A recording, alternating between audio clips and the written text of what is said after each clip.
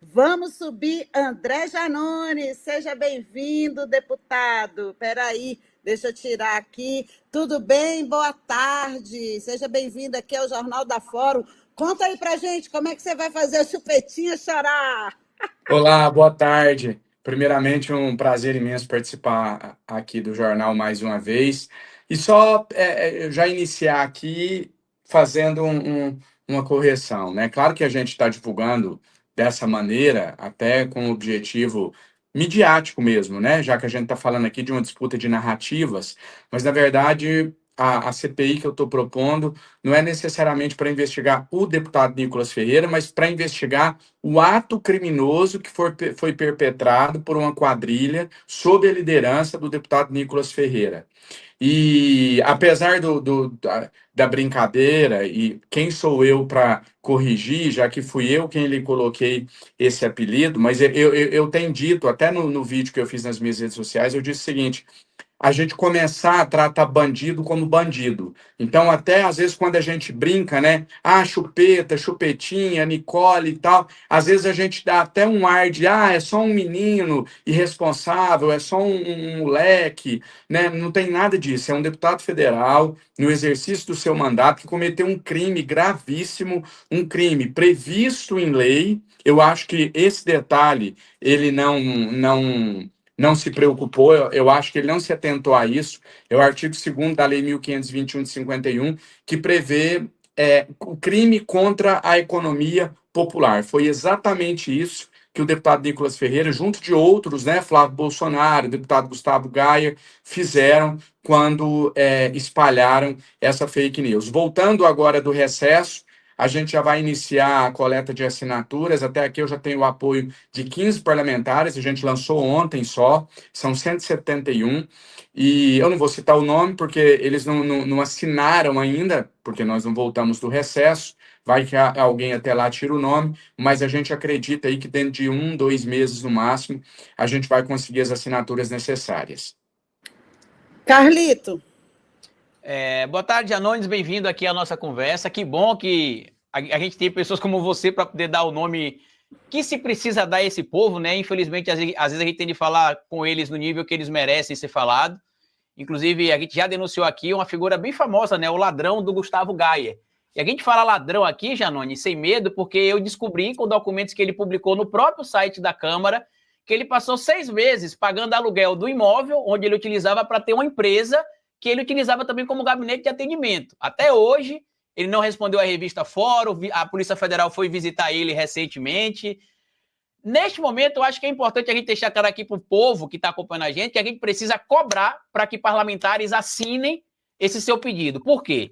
Lamentavelmente, hoje, a bancada de esquerda no Congresso não tem, por exemplo, 171 cadeiras, que é o mínimo necessário para se conseguir aí a abertura dessa CPI. Então, avisa para esse povo aí, Janones, que ficou incomodado, inclusive, com essa disseminação de mentira, para que cobra o deputado dele, seja ele de direita, de centro-direita, de centrão, de extrema-direita, que ele se posicione em favor da assinatura desse seu pedido para abertura de CPI, para que a gente acabe com isso, que o Brasil volte a ser um país que se discuta a política de forma séria.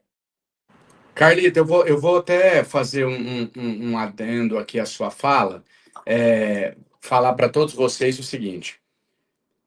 Eu, inclusive, eu lancei um livro no final de 2023, onde eu falo especificamente sobre isso. Quando alguém me encontrava, a gente teve uma atuação muito forte na campanha do presidente Lula em 2022, e às vezes acontecia com alguma frequência, acontece ainda por conta de alguns métodos que eu utilizei ali. As pessoas chegam em mim e dizem assim: eu não concordo com os seus métodos. Quando alguém diz isso, normalmente eu já interrompo e digo o seguinte: então somos dois, porque eu também não concordo. A questão é que a gente está em meio a uma guerra e parece que a nossa ala ainda não percebeu isso ainda. Então, por exemplo, eu vou dar aqui um exemplo real. Eu, André Janones, eu sou contra o uso de arma de fogo. Ponto. É um posicionamento meu. Se amanhã ou depois tiver uma guerra bélica, eu vou estar com a arma na cintura e aí eu vou estar disparando. Ora, mas então você é hipócrita. Não. Ali é um contexto de exceção, um contexto de guerra. Fazendo uma analogia, é isso que falta ao nosso campo entender. de que nós estamos em um período de guerra. Em um período de guerra, você adota práticas que você não concordaria em tempos de paz. No exemplo que eu acabei de dar, em tempos de paz, eu sou contra a utilização de arma de fogo. Em uma guerra bélica, eu usaria a arma de fogo. Dito isso, agora sim partindo para a sua fala, só existem duas maneiras de você combater uma fake news. Só duas. A primeira delas é você utilizar das mesmas práticas.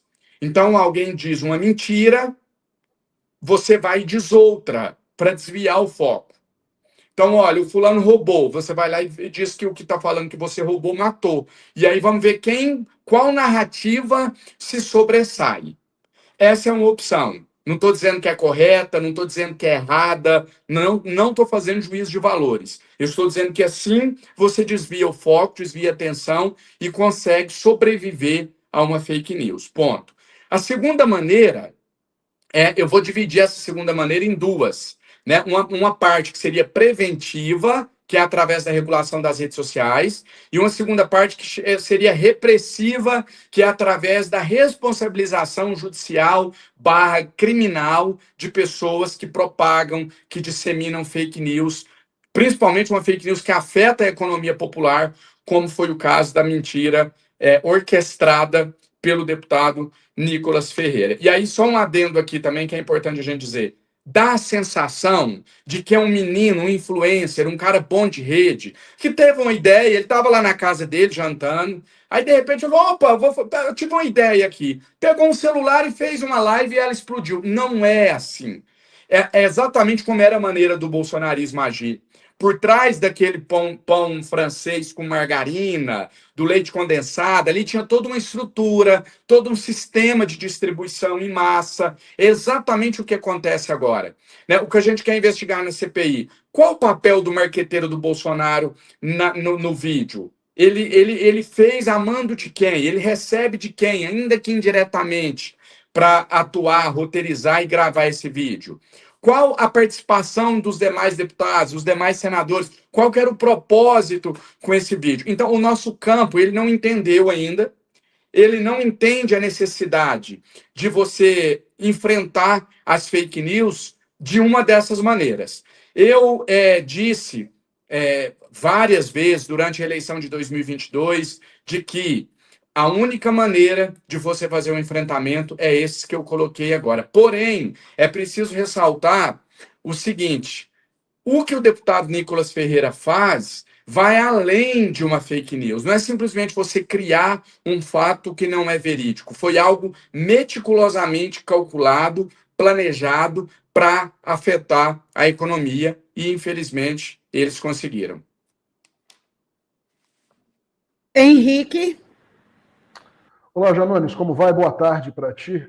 Eu queria te perguntar a respeito do... Eu não sei se você viu, foi há pouco agora, coisa de uma hora atrás, o ministro da Fazenda, Fernando Haddad, deu uma entrevista ao vivo na CNN Brasil e abriu a caixa de ferramenta para cima do Bolsonaro e fez uma acusação direta.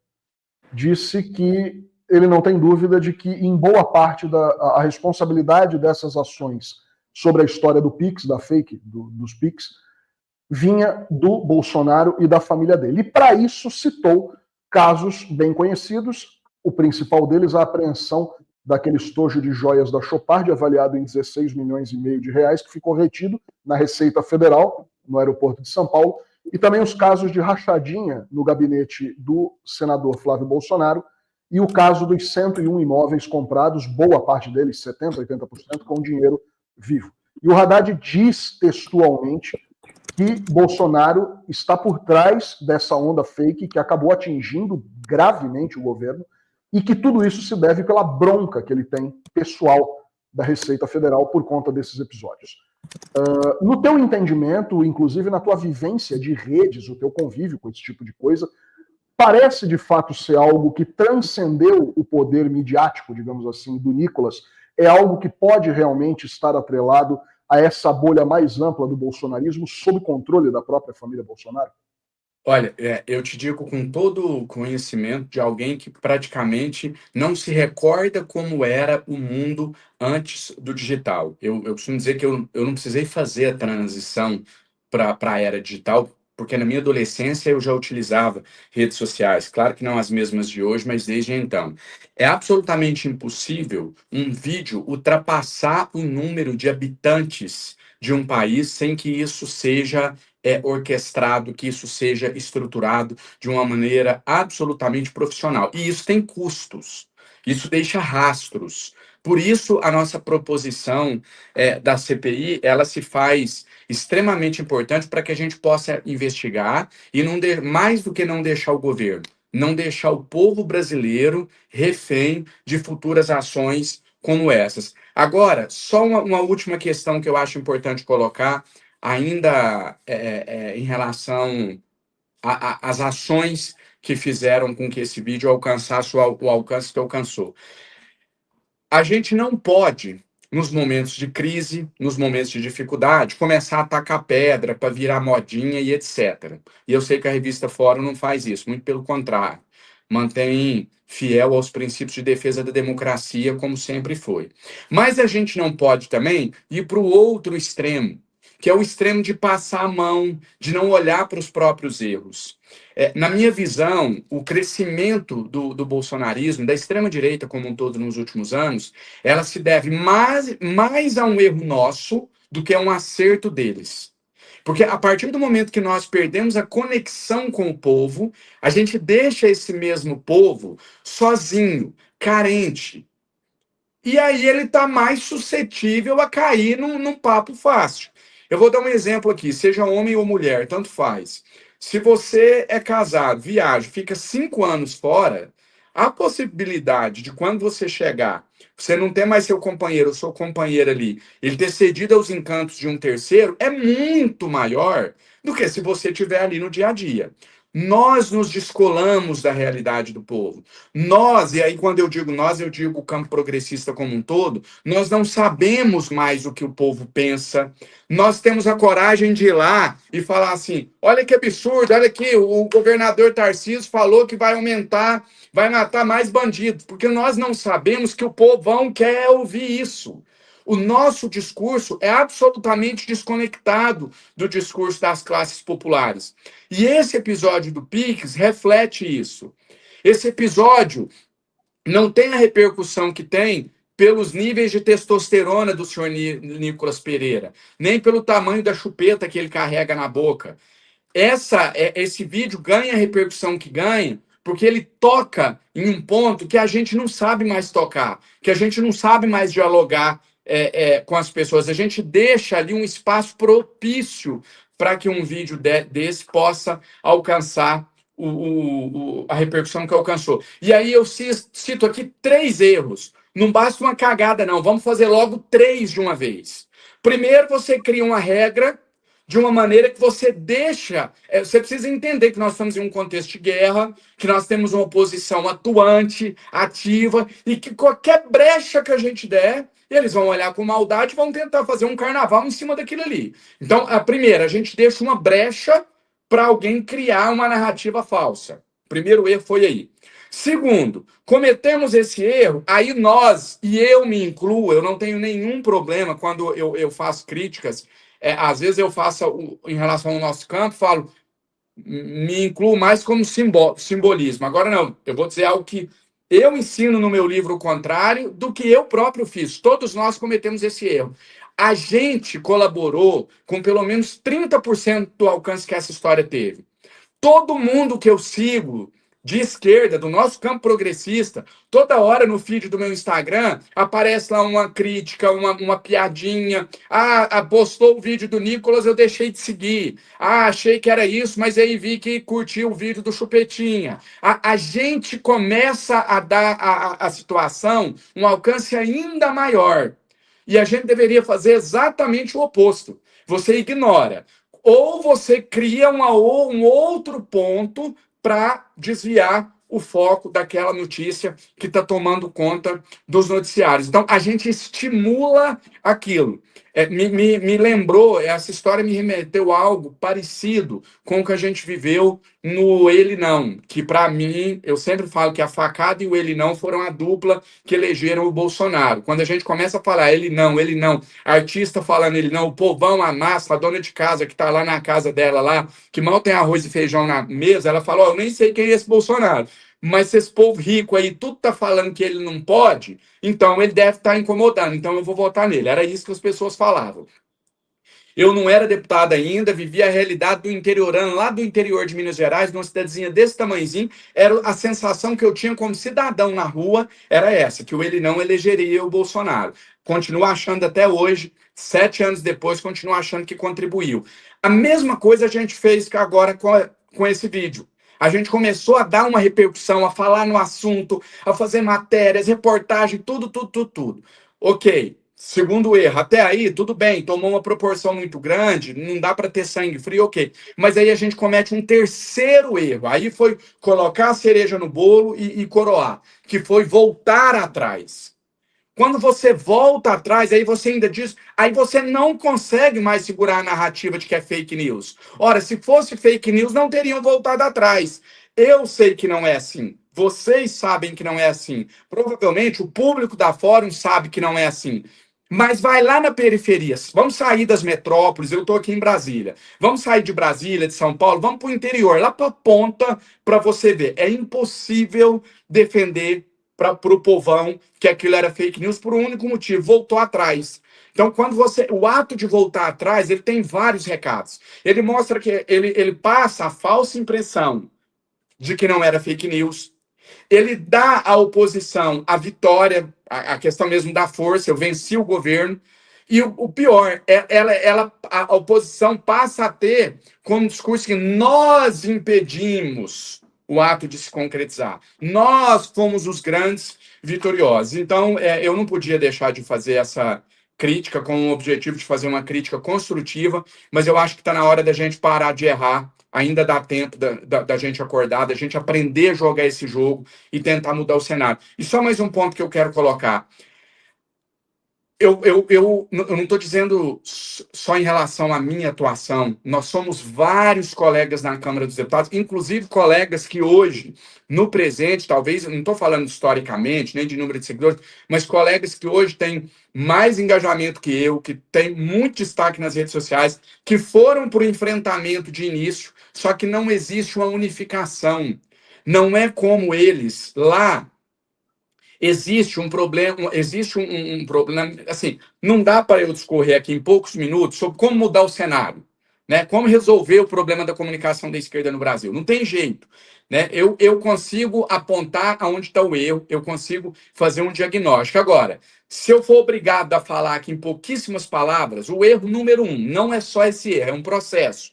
Mas, para mim, qual que é o erro número 1 do nosso campo? Já falei isso para o presidente Gleisi Hoffmann, já falei isso pessoalmente para o presidente Lula, já falei isso mais de 300 vezes para o Sidônio, agora ele está na SECOM, é uma grande esperança para o nosso campo, da gente mudar a comunicação, que é o seguinte, a falta de centralização do discurso. O nosso discurso ele não é unificado. Então, eu estou aqui falando hoje desse episódio, o outro deputado está falando do Minha Casa Minha Vida, o outro está falando do SAMU, o outro está falando do pé de meia. Lá, não. Inclusive, por isso eles têm uma capacidade fenomenal de assassinar reputações. Porque eles é como se fosse executar alguém. Eu, por exemplo, fui vítima disso quando eu recebi uma falsa denúncia de rachadinho no meu gabinete, que ao contrário do senhor Flávio Bolsonaro, que tem 101 imóveis que eles conseguiram adquirir com dinheiro roubado. Eu não tenho patrimônio algum e não tenho vergonha de falar. Não se provou e nunca se provará, simplesmente porque eu nunca peguei um único centavo e coloquei no meu bolso como eles fizeram. Mas quando isso aconteceu, a esquerda se dividiu. Muitos não fizeram a defesa, não ouviram o meu lado. A mesma coisa agora em relação a essa questão do Nicolas. E, de novo, repito, não estou dizendo em relação a mim. Estou dizendo em relação, por exemplo, ao deputado Guilherme Boulos, que teve uma atuação rápida, forte nas redes sociais, inclusive acionando a justiça, da deputada Érica Hilton, que hoje é um dos maiores nomes nas redes sociais do nosso campo. Só que enquanto a Érica está falando uma coisa, eu estou falando outra, o Boulos está falando... Não existe a unificação. Do lado de lá, não. Do lado de lá é assim, é uma ordem. Ó, hoje é dia de assassinar a reputação do Janones. Ponto. Vai entrar todo mundo, do Bolsonaro ao vereador lá da cidadezinha de 2.000 habitantes, ao Valdemar, ao Gaia. Eles não querem saber se o Gaia já matou bêbado lá, alguém atropelado, se o Valdemar já foi preso no mensagem. Eles não querem saber. Eles entendem assim, nós estamos numa guerra, nós vamos juntar todo mundo hoje e destruir o Janones. Destruímos o Janones, amanhã nós já pula de lado, já vamos destruir outro. Acabou, ele já está morto, agora vamos destruir outro, vamos destruir o Felipe Neto. Vamos todo mundo para cima, coloca o Felipe Neto lá como pedófilo, como não sei mais o que, pá, destruímos o Felipe Neto. Vamos para outro. Então, assim, eles formam uma corrente que é um elo inquebrável. Um deles podem matar alguém que eles vão se unir para defender. Olha lá, quando que o presidente Lula daria uma anistia, um perdão judicial a alguém do nosso campo, só por ser um guerreiro ali que está na luta? Nunca, e nem acho que tem que dar, não é isso que eu estou defendendo, não. Eu estou mostrando a diferença. O Lula é um estadista, é um homem que defende a democracia acima de tudo, que não adere a picuinhas, a baixaria. É um homem à altura da cadeira de presidente da República. O Bolsonaro não. Só que, infelizmente, no momento que a gente está, para vencer essa guerra baixa, tem que estar no nível do Bolsonaro, tem que rolar na lama. É isso ou é regular as redes sociais. Não existe uma terceira opção. É baixar o nível ou regular as redes, ou perder em 2026, e aí acabou. Aí eles vão conseguir instalar no Brasil uma ditadura pelo viés democrático. Deputado, aqui para finalizar a sua participação, eu quero agradecer aqui, olha, o superchat da André Cristina, que fala: deputado, sabemos muito bem as entranhas de Nicolas e família e emendas PIX. Quando essa caixa de Pandora será aberta? E quando teremos respostas da CPI da Covid? Terá memorial em lembrança da tragédia? Só segura um pouquinho que tem mais um outro, vou agradecer a Andréa Cristina, dizendo que precisamos de ações sociais nas ruas com o SESC e, finalmente, o Bombeiro Diário. Obrigada pela sua colaboração. Ele pergunta qual foi a notícia falsa. O deputado já respondeu aí, né, a questão da impressão, como tipificar isso penalmente, e temos que ser prudentes para não corroborar com a narrativa de perseguição política, deputado. E aí, o que você comenta aí com a nossa audiência? Olha, em relação à maneira da gente reagir a isso, a gente dar a resposta vai ser na CPI. A tipificação está na Lei 1521 de 51 e existem várias outras também que a gente está estudando com o Departamento Jurídico e com a assessoria técnica da Câmara dos Deputados para a gente conseguir enquadrar e buscar fazer justiça. Agora, eu queria só finalizar respondendo a sua pergunta inicial. Quando a gente começou aqui, você falou quando que nós vamos fazer o Chupetinha chorar. Eu quero dizer um negócio para vocês, fazer um compromisso aqui. Eu vou lutar até o final, eu não desisto, eu vou fazê-lo chorar N vezes ainda, e vou contar para vocês aqui em primeira mão uma coisa. Lembra quando teve aquela briga lá em junho no Conselho de Ética? E teve um momento lá que eu tô falando com ele assim no pé do ouvido, e eu vou repetir aqui para vocês o que eu falei para ele lá. Gravem bem isso daqui, que de toda essa minha fala aqui é o mais importante. O que eu disse para ele que tirou ele do sério foi o seguinte: eu falei assim, Nicolas, no treino você sempre vai ganhar. Você vai ficar 4 anos bombando, viralizando, sendo o mais visto. Só que na hora que o jogo for para valer, eu vou te derrotar de novo, exatamente como eu fiz em 2022. Aí ele pegou e falou assim: você me derrotou no quê? Eu tive 7 vezes sua votação. Eu respondi para ele assim: o meu presidente chegou no dia da eleição com 3 vezes o engajamento das redes sociais que o seu presidente tinha. E quem fazia a estratégia digital era eu. brinca durante o treinamento, que na hora que o jogo for para valer, nós vamos te derrotar de novo. É isso que eu falei para ele e é isso que eu repito aqui para a audiência da TV Fórum. Durante o treinamento, a brincadeira, eles podem ganhar de goleada. Na hora que o jogo começar de verdade, nós venceremos de novo. Obrigado a vocês pelo espaço de sempre, parabéns pelo trabalho, crítico, mas ao mesmo tempo de quem tem lado, de quem mostra a verdade. Então, eu sou fã do trabalho de vocês e sempre que quiser a minha participação aqui, eu aceito com muito prazer. Muito obrigado. Muito obrigada. Bom final de semana, deputado. Volte Obrigado. sempre. Tchau, tchau. E faz Tchau. ele chorar, hein? Valeu, obrigado. Pode deixar.